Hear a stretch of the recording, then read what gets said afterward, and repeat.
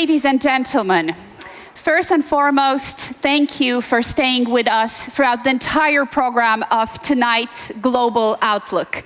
As you have seen from the panel that just has concluded, women are really at the heart of the Warsaw Security Forum. And I'm extremely excited to say that our annual Night of Freedom ceremony will be no different. I would like to, with this, officially open the Night of Freedom ceremony, the 2022 Night of Freedom ceremony, and yield the floor to the president of the Kazimierz Pulaski Foundation and my dear husband, Zbigniew Pisarski.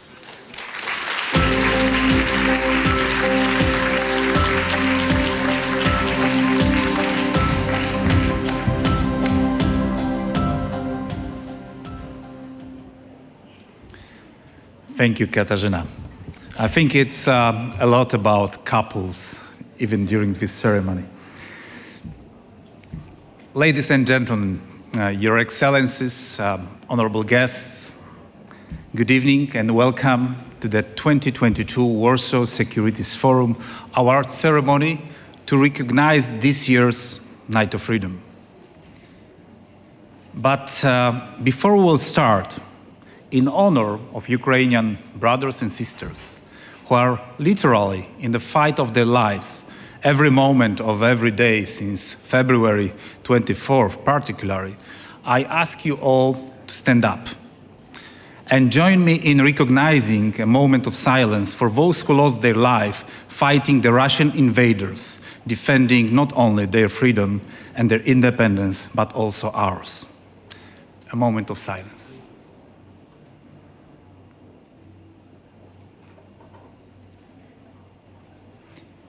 Thank you. Please sit down.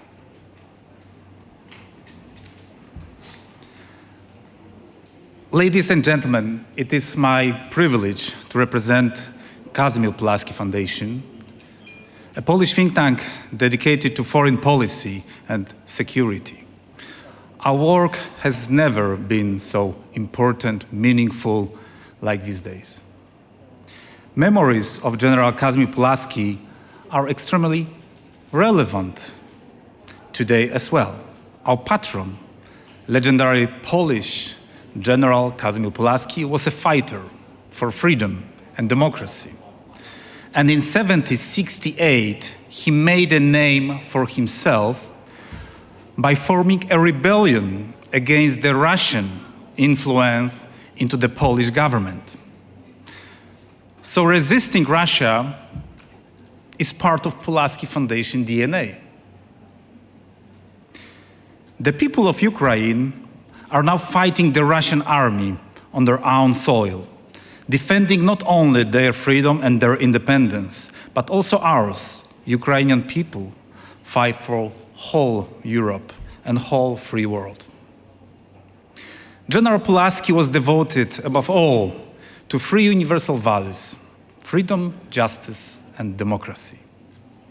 The preservation of our hard-won freedom requires constant vigilance, effort, and unfortunately, occasional sacrifice. But General Pulaski knew it too well.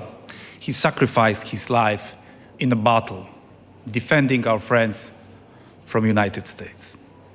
This is why it is important that we recognize those who remind us that freedom and democracy are not given for granted, and that even today, people have to sacrifice their life for defending them. These exceptional individuals we recognize each year as the Night of Freedom. Ladies and gentlemen, this year, the Night of Freedom Award will be awarded to 44 million of freedom fighters, the people of Ukraine.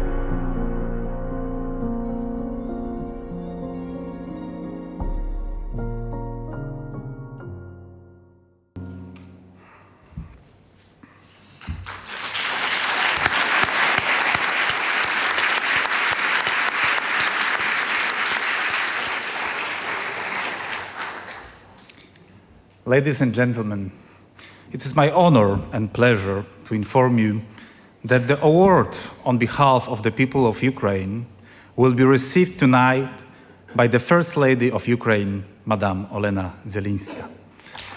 Madame Zelenska, please join me.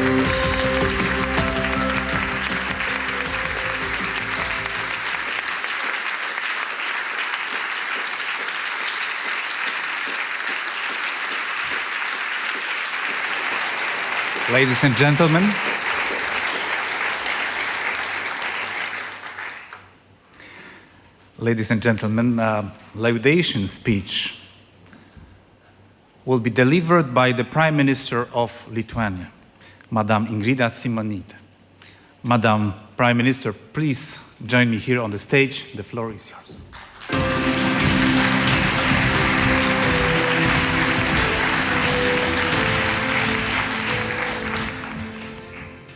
Dear Madam Olena Zelenska, dear hosts and guests of this ceremony, друзі, брати і сестри українці.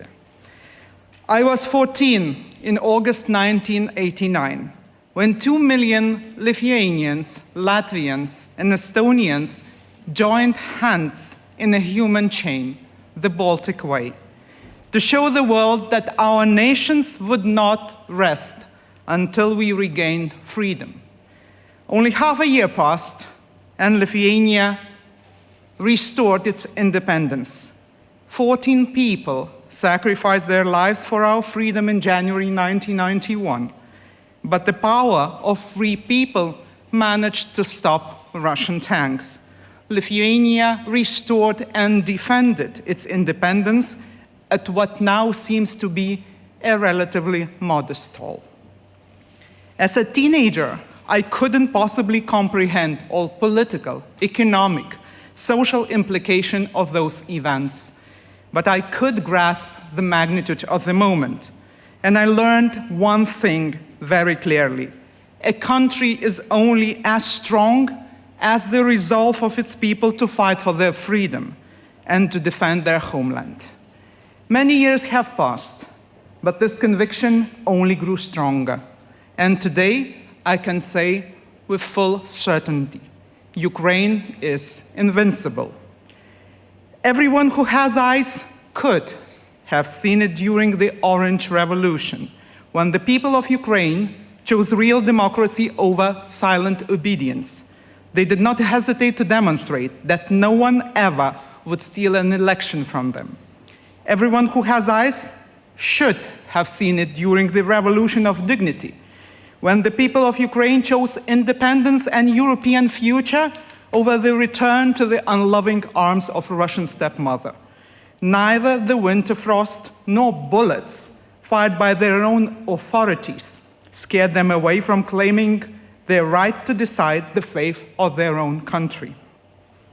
Everyone who has eyes must have seen it when tens and thousands of men and women in Ukraine volunteered to defend their country against Russia's undeclared coward war in Donbass in 2014.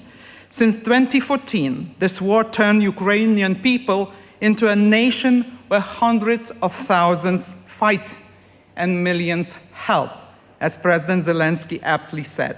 An army of 44 million who know what they fight for. Yet, a dictator in an isolated bunker and his paper generals refused to open their eyes and see. Their people could have looked and listened, but failed to really see and comprehend. And therefore, on the 24th of February, we woke up to a nightmare turned reality. All the civilized world grasped with outrage, but also with fear.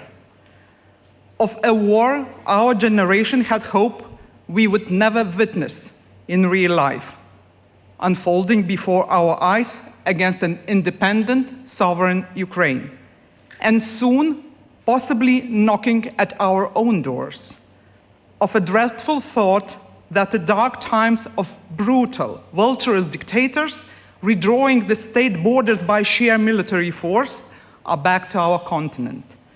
Many have feared that Kyiv would indeed fall.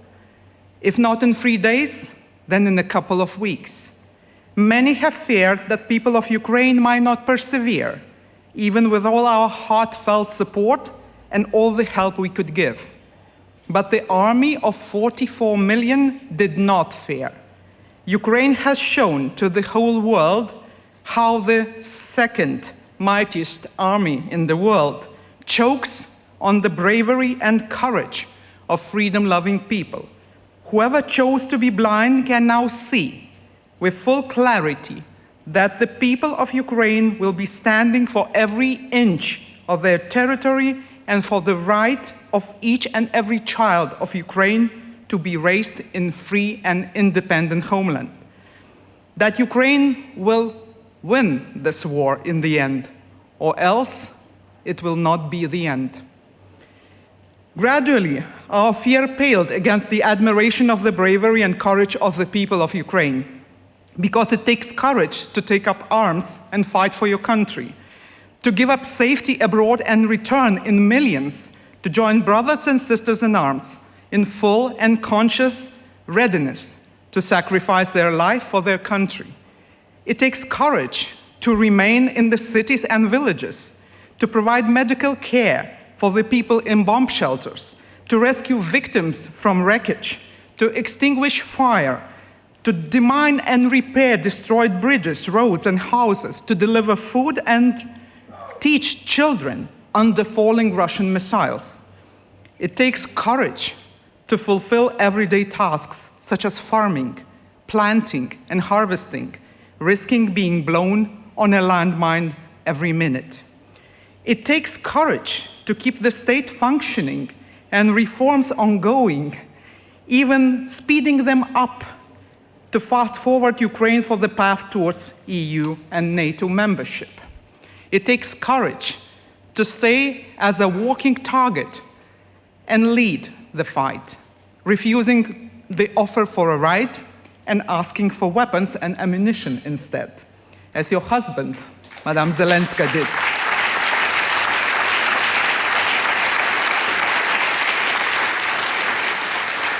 As did all the leadership of Ukraine. And it also takes courage to leave home to bring your children and elderly to safety, to travel thousands of kilometers, often under shelling, and to start a new, if temporary, life in a foreign country, submitting to the goodwill of complete strangers. Ukrainian bravery has lightened up the cities around the world in blue and yellow, reminding that it is thanks to Ukrainians that our people can still enjoy justice, security, human rights, and freedoms, that they can plan for the future. Ukrainian bravery is changing the world, making every country and every person decide on which side of the history they want to be. Ukrainian bravery makes our continent safer by giving push for political decisions long delayed due to lack of political will or ambition, such as cutting off energy dependence on Russia, increasing defense spending, or moving forward with the EU enlargement. I only pray that we in the West maintain a fraction of this courage to keep our unity and not tremble under Russia's constant bullying, energy blackmail, and nuclear saber rattling. Because it is our duty not to lose perspective at the sight of an energy bill or a prospect of falling support ratings, and keep helping Ukraine win this crucial war.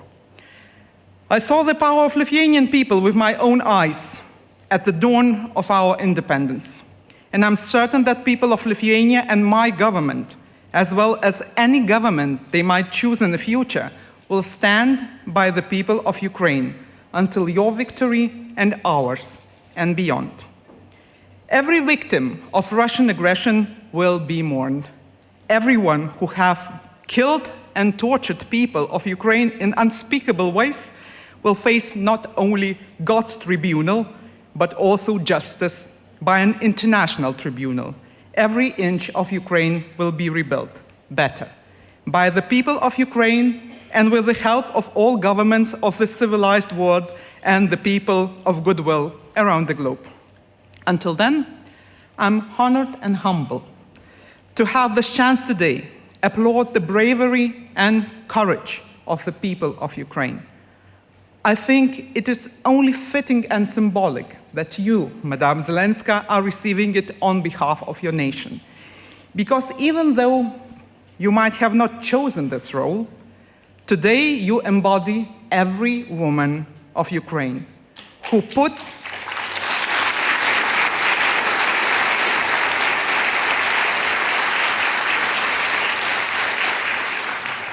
fear aside and does her own part in helping Ukraine win.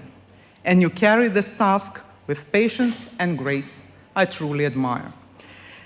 This award might be one of the many the invincible people of Ukraine will rightfully receive. But the biggest award of all, I have no doubt, will be the one of their own making. The victory of good over evil. The victory of Ukraine. Slava Ukraini. Thank you.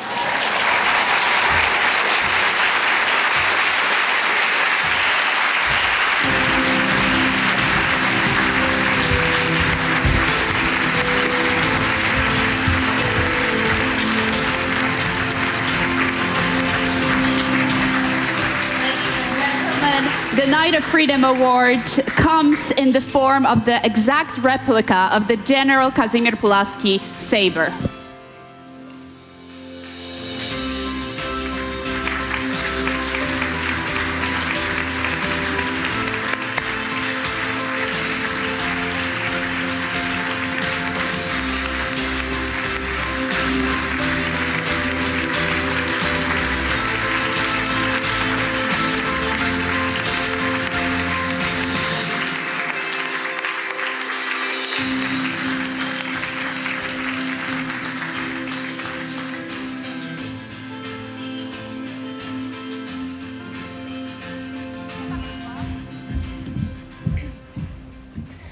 Thank you. 2 words. Шановні засновники, організатори та члени капітули нагороди Лицаря Свободи. Пані та панове, моя промова буде дуже короткою. Я хочу сказати, що отримати цю нагороду – велика честь для мого народу, народу України. А для мене сьогодні велика честь тримати її в руках. Відчуття, що ти тримаєш відображення лицарського духу самої Польщі. Ви знаєте, ви надаєте нам духовну зброю кожного дня. Є один старий польський девіз, який знають всі українці, знали його задовго до війни. А зараз ці слова відображають цю сутність нашого братерства. За нашу і вашу свободу.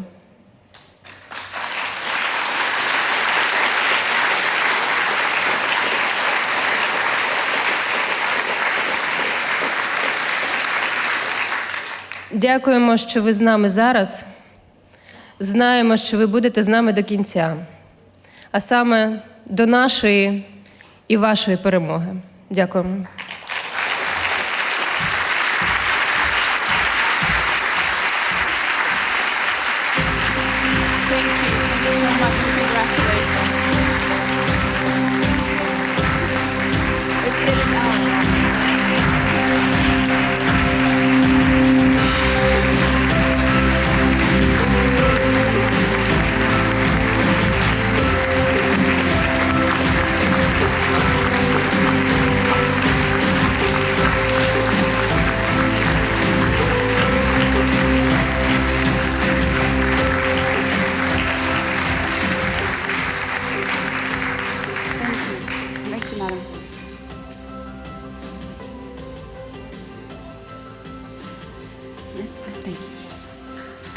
Thank you so much, Madam Zelenska. Thank you also to all our Ukrainian friends here in the room for your fight, for your struggles, and for your conviction for democracy and freedom.